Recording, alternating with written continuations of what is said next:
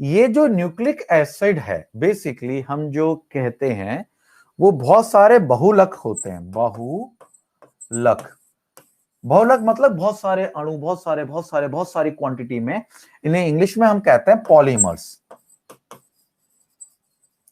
ये काय के पॉलीमर्स होते हैं? ये होते हैं न्यूक्लियोइड्स के, NuClEOI, न्यूक्लियोटाइड्स, NeClUTID, न्यूक्लियोटाइड्स। आप क्या याद रखेंगे बच्चों? Nucleotides, nucleotides. आप सिर्फ इतना याद रखेंगे, न्यूक्लियोटाइड, NuClEO, न्यूक्लियोटाइड्स। मैं इसलिए बता रहा हूं, कुछ बच्चे आर्ट्स और कॉमर्स के हैं, मैं इससे एक एक शब्द को दो दो बार उच्चारण कर रहा हूं। ये जो न्यूक्लिक एसिड हैं, ये न्यूक्लिक एसिड बेसिकली बहुत सारे इतने सारे पॉलीमर्स काय के होते हैं बच्चों? न्यूक्लियोटाइड्स के होते हैं, उससे बनते हैं। न्यूक्लियोटाइड से ये न्यूक्लिक एसिड बनते हैं। ठीक है। न्यूक्लिक एसिड जो आपके सामने लिखा है बच्चों, ये बेसिकली दो प्रकार का होता है। अब मैं पूरा नहीं लिखूंगा, मैं Na लिखूंगा, न्यूक्लिक एसिड। ठीक है। ये दो प्रकार के होते हैं, DNA और RNA। ठीक है, DNA और RNA। इन दोनों में अगर मैं, जो बायोलॉजी के बच्चे वो जानते हैं, इनमें फर्क होता है थायमिन और यूरेसिल का। थायमिन को रिप्लेस करता है आरएनए में यूरेसिल, दैट्स इट। यानी RNT RN U हो जाता, RNT को T को रिप्लेस करता है हमारा U, दैट्स इट। चलो वो बात की कहानी है, अभी हमें अपने बच्चों को प्यार से समझाना है, जो फर्स्ट टाइम आराम से अच्छे से देख रहे हैं। ठीक है बच्चों, ओके। तो बात आती है कि हमारा जो न्यूक्लिक एसिड होता है बेसिकली दो प्रकार का होता है। कौन कौन सा होता है? एक होता है DNA, एक होता है RNA। इसकी ये कड़ी होती है। ठीक है। अब आपने ये देखा कि DNA खुद एक न्यूक्लिक एसिड है, RNA खुद एक न्यूक्लिक एसिड है। हम समझने के लिए इस DNA को डीऑक्सी राइबोस, मैंने बताया था, डीऑक्सी राइबो न्यूक्लिक एसिड बताया था मैंने पहले भी, इसे हम आगे लेकर चलेंगे। मैं DNA के बारे में, न्यूक्लिक एसिड के बारे में ही पढ़ा रहा हूं। वैसे तो न्यूक्लियोटाइड खत्म हो गया तुम्हारा, होते क्या है 4 लेकिन हमें अच्छे समझना है। मैं इसको आगे लेके चलूंगा। ठीक है, इसे मैं क्या लेके चलूंगा? आगे। किसे लेके चलूंगा? DNA। DNA क्या है? न्यूक्लिक एसिड है, एक प्रकार का न्यूक्लिक एसिड है। DNA को आगे लेके चलूंगा। अब बच्चों मुझे DNA के बारे में बहुत कुछ जानना है, बहुत कुछ जानना है। तो मैंने क्या किया? DNA को मैंने पृथक करना शुरू किया। पृथक। I mean to say, I just used to isolate it. मैंने इसे आइसोलेट करना शुरू किया। ये DNA है मेरे पास, DNA को मैंने पृथक करना शुरू कर दिया। यानी बच्चों आइसोलेट करना शुरू किया। समझ में आया? जब मैंने इसे आइसोलेट करना शुरू किया, किसे? DNA को आइसोलेट करना शुरू किया, तब मुझे दो चीजें निकल के, मतलब पहले तो एक ही चीज निकल के आई। क्या निकल के आई? न्यूक्लियोटाइड। अभी बताया था ना, बहुत सारे न्यूक्लियोटाइड्स बनके क्या बनता है? न्यूक्लिक एसिड बनता है। DNA स्वयं एक न्यूक्लिक एसिड है। तो जब न्यूक्लिक एसिड DNA को अलग अलग करूंगा, तो जिससे मिलकर वो बना है, किससे मिलकर बना है? न्यूक्लियोटाइड से मिलकर बना है। तो मुझे सबसे पहले तो वही निकल के आएगा, हाँ या ना? तो सबसे पहले जब मैंने इसे पृथक किया तो मेरे पास निकल के क्या आया बच्चों? न्यूक्लियो, NuClEOTIDE, न्यूक्लियोटाइड निकल के आया। जब मैंने फर्स्ट टाइम DNA को आइसोलेट किया, तब मुझे क्या मिला? न्यूक्लियोटाइड्स मिला। ठीक है, लेकिन हम ठहरे वैज्ञानिक महोदय, हमें तो काफी कुछ जानना है, आगे बढ़ना है, आगे जानना है। हम हारे नहीं और हम लगे रहे। मतलब मैंने हिंदी में भी पहले भी बताया था, थोड़ा बताया था। मैंने क्या किया? मैंने किया अपघटन। आई मीन टू से हाइड्रोलाइसिस प्रोसेस कहते हैं इंग्लिश में, एक प्रक्रिया होती है अलग करने की। तो मैं इसे ऊपर लेके जाऊंगा बेटा, है ना, थोड़ा सा। तो मैंने इसे नीचे लाया, मैंने इन न्यूक्लियोइड्स को क्या किया बच्चों, अपघटित किया, अपघटन किया। किसका किया बच्चों, न्यूक्लियोइड्स का। ऑन टाइम याद होना चाहिए तुम्हें। तो मैंने हाइड्रो, HYDRO, हाइड्रोलाइसिस जब प्रोसेस किया, अपघटित किया, तो मैं चौंक गया। मैं क्यों चौंक गया? क्वेश्चन आते हैं ये मत सोचा क्वेश्चन नहीं आते, बहुत सारे क्वेश्चन इससे मिले जुले आते हैं। सावधान, ग्योनिन किसका है, एडेनिन किसका है, पाइडमिन किसका है, प्यूरिन किसका है, ये सारे के सारे क्वेश्चन इससे मिलके आते रहते हैं अपने एग्जाम्स में। तो न्यूक्लियोइड्स का मैंने जब हाइड्रोलाइसिस किया यानी अपघटन किया, तो मुझे बच्चों दो चीजें निकल कर मिली। वैज्ञानिक, ये वैज्ञानिक के खोज कैसे कैसे खोजते चले गए, ये इसी प्रकार खोजते चले गए, धीरे धीरे धीरे धीरे हौले हौले हौले हौले खोजते चले गए। तो इन्होंने क्या किया, जब इन्होंने न्यूक्लियोइड्स का अपघटन किया तो इन्हें मिला न्यूक्लियोसाइड, NUCLEOSIDE, न्यूक्लियोसाइड्स मिला इन्हें, और यहां पर इन्हें मिला फॉस्फेट, PHOSPHAT, फॉस्फेट इन्हें प्राप्त हुआ। क्या प्राप्त हुआ बच्चों, फॉस्फरिक, या फॉस्फेट यानी फॉस्फरिक एसिड लिख लो, जो तुम्हें मैंने पहले ही बताया था, उससे बताया था ना, फैट पढ़ा रहा था मैं, तो मयूरी ने ही मुझसे क्वेश्चन पूछा था, फॉस्फोरिक एसिड लिख लो फॉस्फेट की जगह। ये तो ठीक है, आप ये लिखोगे चलेगा, नहीं तो फॉस्फोरिक,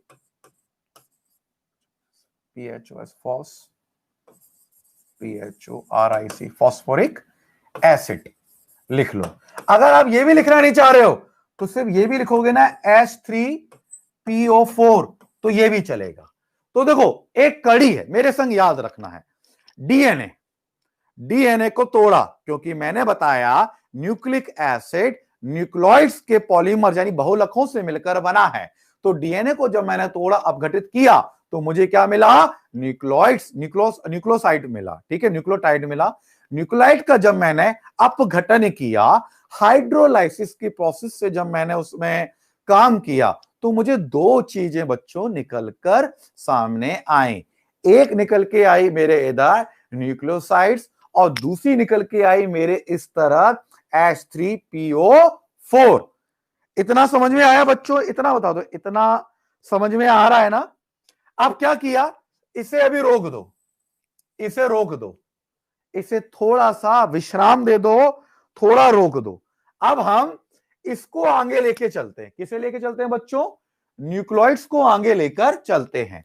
तो मैंने इसको क्या करूंगा, मैं करूंगा, अच्छा मुझे बहुत अच्छा लगता है जब बच्चों के सबके आंसर आते हैं कि यस उन्हें पता, अच्छा लग रहा है, समझ में आ रहा है। तो न्यूक्लियोइड्स को मैंने और एक्सप्लोर किया, इसे कहते हैं बेटा एक्सप्लोर करना। एक्सप्लोर मतलब उसके बारे में बहुत सारी और डिफरेंट डिफरेंट डिफरेंट डिफरेंट चीजों को जानना। तो मैंने क्या किया, फिर से हाइड्रोलाइसिस की प्रक्रिया करी, यानी अपघटन की प्रक्रिया करी। हाइड्रोलाइसिस की प्रक्रिया हम 8th और 9th क्लास में पढ़ते आ रहे थे, बहुत सारी चीजें मतलब हम देखते आ रहे थे। ओके, जब हमने इसको हाइड्रोबेसिलाइसिस की प्रक्रिया हमने संपन्न की, तो हमें इसमें से दो चीजें निकली। क्या निकली, दो चीजें निकलकर हमारे सामने आई। वो कौन कौन सी दो चीजें थी, एक निकल के आई नाइट्रोजन क्षार, नाइट्रोजन बेस, मैं इंग्लिश में से शॉर्ट में लिख रहा हूं, नाइट्रोजन बेस, और इधर निकल के आई शुगर यानी शर्करा निकल के आई। भाई हमारे वैज्ञानिक थे, हम जैसे जैसे डूबते चले गए वहां पे नई नई चीजें उदय होती चली गई। मैं और ऊपर करता हूं बच्चों, जैसे जैसे हम और हाइड्रोलाइसिस प्रोसेस करते चले गए करते चले गए करते चले गए, हमें नई नई चीजें निकलते चली आई। देखो याद रखो, हमारे पास था डीएनए, डीएनए सिर्फ डीएनए, डीएनए को हमने पृथक किया, आइसोलेट किया, ठीक है। हमारे पास क्या निकल के आया, न्यूक्लियोटाइड निकल के आया। हमने उसे अपघटित किया हाइड्रोलाइसिस प्रोसेस से, और ज्यादा हमने तोड़ने की, उससे बहुत ज्यादा कोशिश की, तो क्या निकल के आया, न्यूक्लियोसाइड निकल के आया, इधर हमारा फॉस्फेट निकल के आया। मैंने फॉस्फेट को अभी वहीं रोक दिया है, आगे बढ़ाएंगे अपन, एक चेन आगे चलाएंगे अच्छे से, है ना। मैंने इसे बढ़ाया, न्यूक्लियोसाइड्स को आगे बढ़ाया, हाइड्रोलाइसिस प्रोसेस के द्वारा मैंने इस तरफ को आगे बढ़ाया, ठीक है। जब हाइड्रोलाइसिस प्रोसेस किया तो मेरे पास दो चीजें और निकल के आई। क्या निकल के आई? नाइट्रोजन क्षार, जिसे कहते हैं नाइट्रोजन बेस निकल के आई। इधर मेरी सक्करा निकल के आई, सक्करा निकल के आई। बच्चों प्लीज याद रखना, सक्करा पेंटोस होती है, कभी भी हेक्सोस करके मत आ जाना। बच्चे जो होते हैं, जो मतलब सिर्फ ऑब्जेक्टिव की किताब ले आते हैं, लूसेंट टाइप की, या बहुत सारी मार्केट में किताबें आती हैं, उनमें ऑब्जेक्टिव याद करके जाते प्रीलिम्स लगाने, ये बिल्कुल बकवास बात है।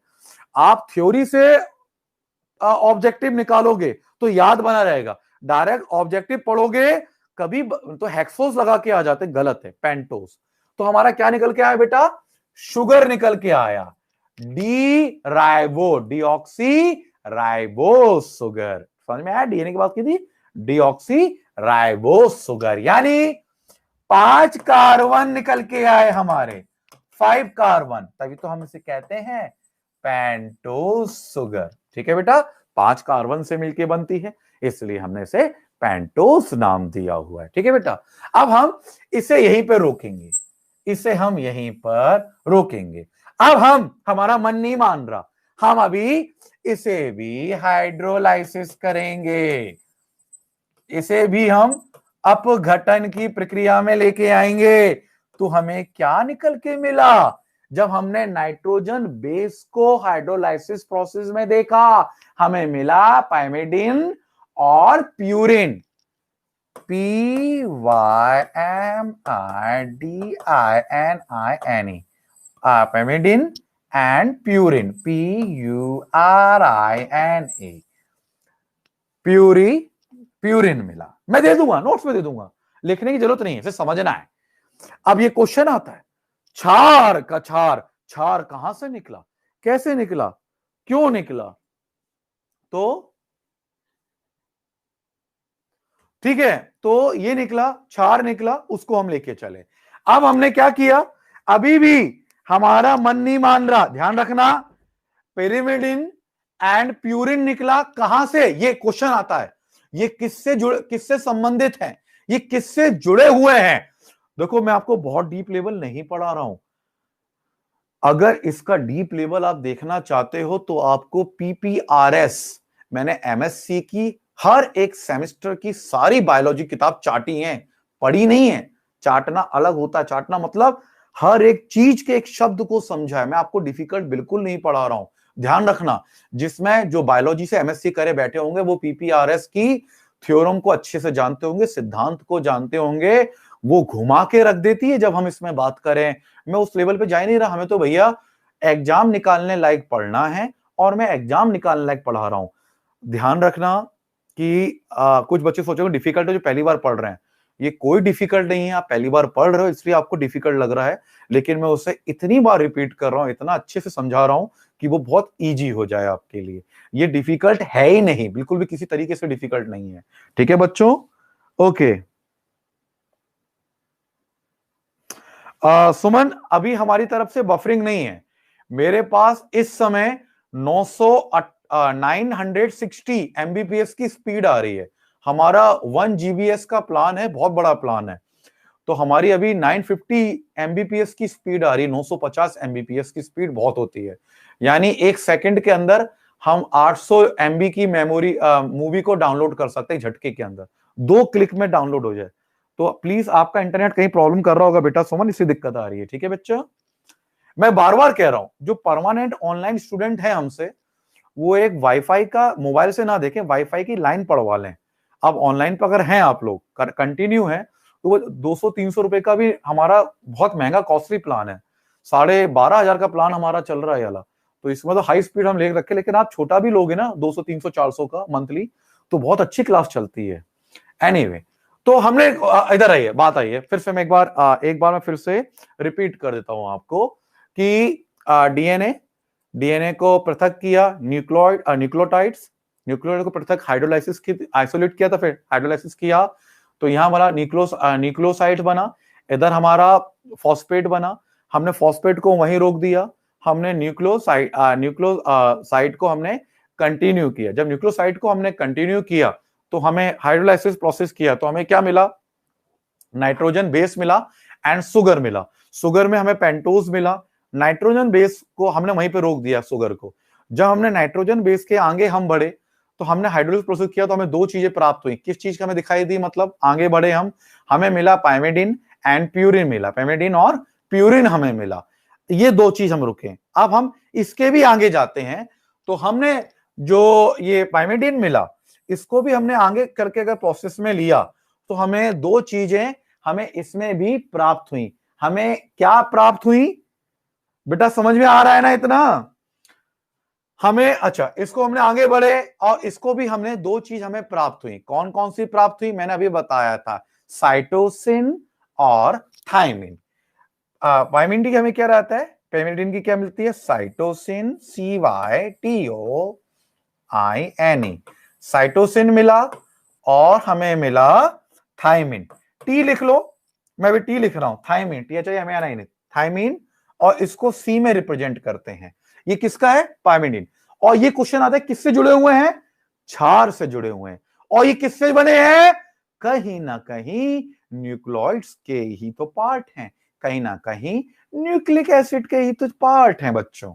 फिर इधर से आगे बढ़े हम, इधर हम प्यूरिन के अगर नीचे गए तो प्यूरिन के नीचे हमें क्या क्या मिला बच्चों, तो प्यूरिन के हमें दो चीजें हमें वहां पर भी प्राप्त हुई। क्या मिला, एडिनिन और ग्यूनिन। आप ए लिख लो, नोट्स में पूरा दे दूंगा, एडिनिन, ADENINE, एडिनिन और ग्वाइनिन, ग्वाइनिन प्राप्त हुआ। ठीक है बच्चों, तो देखो बस अब इसके नीचे हम अभी नहीं जाएंगे, अभी हम फिर से आगे की तरफ आएंगे। तो बच्चों आप मेरी बात आराम से समझिए, ये श्रृंखला यहां पे अभी खत्म करेंगे हम, क्लास खत्म नहीं, न्यूक्लिक एसिड खत्म नहीं, ये टॉपिक तो बहुत बड़ा है।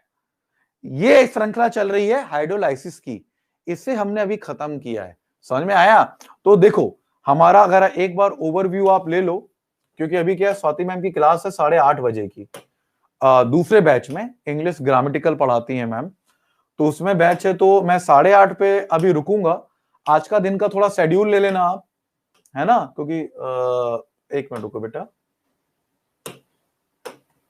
है ना, आज के दिन का शेड्यूल आप ध्यान रखना।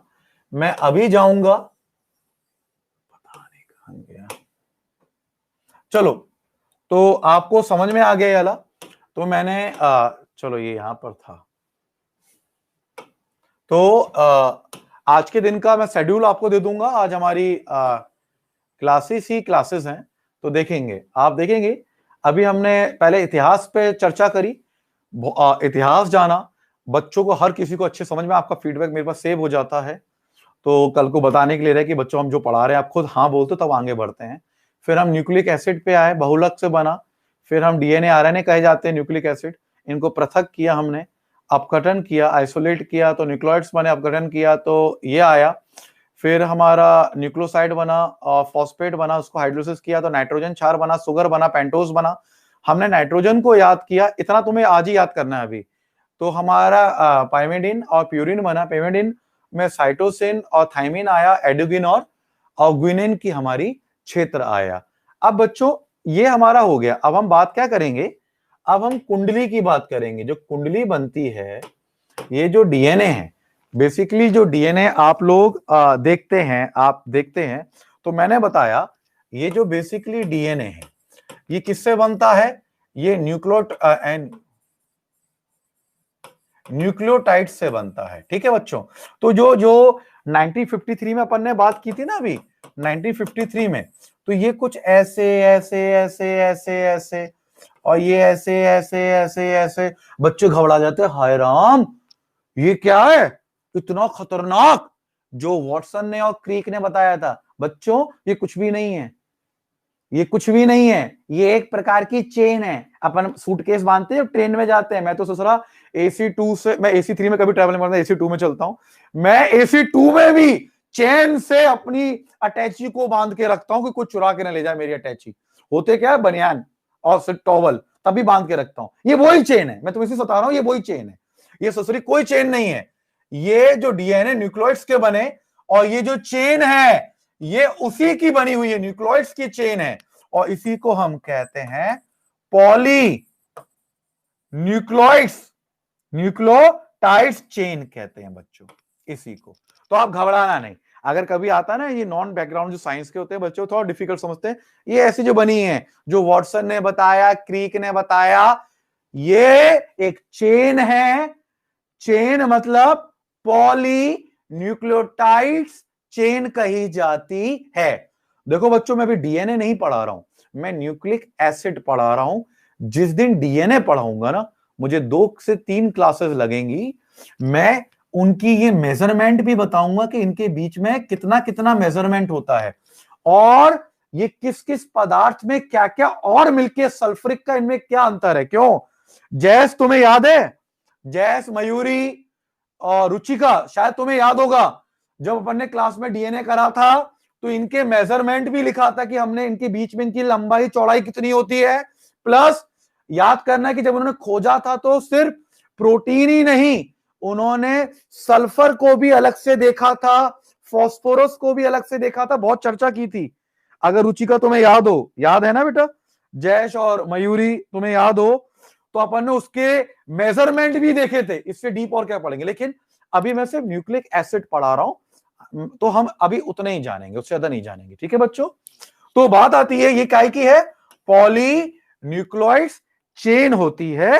अब बच्चों देखो, इससे बेसिकली ये डीएनए बना है, और डीएनए अगर हमें समझना है, मेरी बात समझेंगे, जो डीएनए है वो किससे बना है, न्यूक्लिक एसिड से बना है।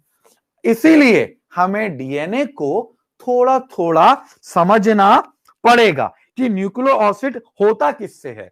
तो बच्चों, आपसे सिंपल सी टेबल बना के रखेंगे कि डीएनए को समझना पड़ेगा, क्योंकि न्यूक्लिक एसिड है, और डीएनए बना किससे है, पॉली न्यूक्लियोटाइड्स चेन से बना है।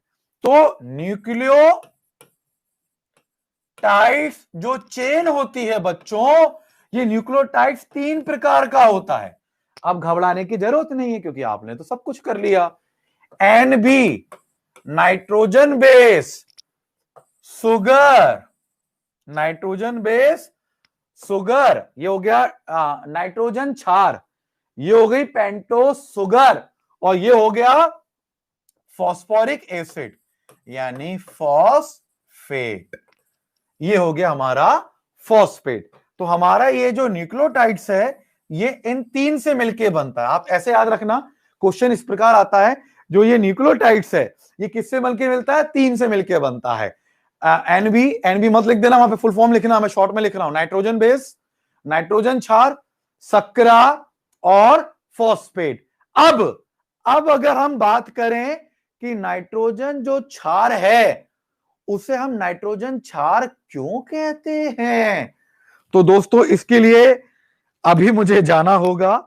और अभी मैंने बताई थी नाइट्रोजन क्षार जो बताया था मैंने, पाइमिडीन और प्यूरिन बताया था, अभी बताया था ना, उन्हें याद कर लेना थोड़ा सा। नाइट्रोजन क्षार को आगे लेके चलेंगे, इसको भी लेके चलेंगे, इसे भी लेके चलेंगे, पहले इसे लेके चलेंगे। तो नाइट्रोजन क्षार किससे बना था हमारा, पाइमिडीन और प्यूरिन, अभी बताया था ना। फिर पाइमिडीन की 2 प्रकार का होता है, अभी बताया था। इसमें क्या बताया था मैंने, थाइमीन बताया था, साइटोसिन बताया था, थाइमीन बताया था, अभी बताया था ऊपर। और ये जो प्यूरिन था, वो प्यूरिन किससे, ये नाइट्रोजन क्षार है, हाइड्रोलाइज प्रोसेस, तो ये किससे बताया था मैंने, ये 2 से बताया था। कौन कौन से 2 थे, एडेनिन, एडोनिन और ग्यूनिन। अब दोस्तों, ये जो नाइट्रोजन क्षार कहते क्यों हैं, तो बच्चों ये जो पाइमिडिन है इसको हम स्ट्रक्चर के रूप में जानते हैं। 1 2 3 4 जो स्ट्रक्चर बताया था ना, यही वो स्ट्रक्चर था, सी एन सी, ये डबल, चलो ये एक्चुअली क्या टाइम है, इसे समझाने थोड़ा टाइम लगेगा। वही N2 first and third position. फिर क्या होता है, हम प्यूरिन में जाएंगे, अभी चिंता की बात नहीं है, ये समझ में अभी नहीं आएगा क्योंकि मैंने जल्दीबाजी में बताया है, क्योंकि मेरी अभी क्लास का टाइम हो गया, दूसरी क्लास है मैम की। तो जब मैं मिलूंगा ना, तो हम आराम से चर्चा करेंगे कि ये पाइमिडिन है, ये बेसिकली इसे हम सिंगल रिंग कहते हैं। और जो प्यूरिन है, जो नाइट्रोजन बेस का प्यूरिन हाइड्रोलिसिस प्रोसेस में निकाला था, उसे हम डबल चेन कहते हैं। तो उसे हम डबल चेन क्यों कहते हैं, उसका स्ट्रक्चर कैसा होता है? तो उसका स्ट्रक्चर बेसिकली इसी के साथ ऐड हो जाता है, ये बन जाता है। तो उसमें हमारा जो एन होता है, वो हमारा एन यहां आ जाता है। 7th और 9th पोजीशन पे हम स्टैंड कर लेते हैं। खैर,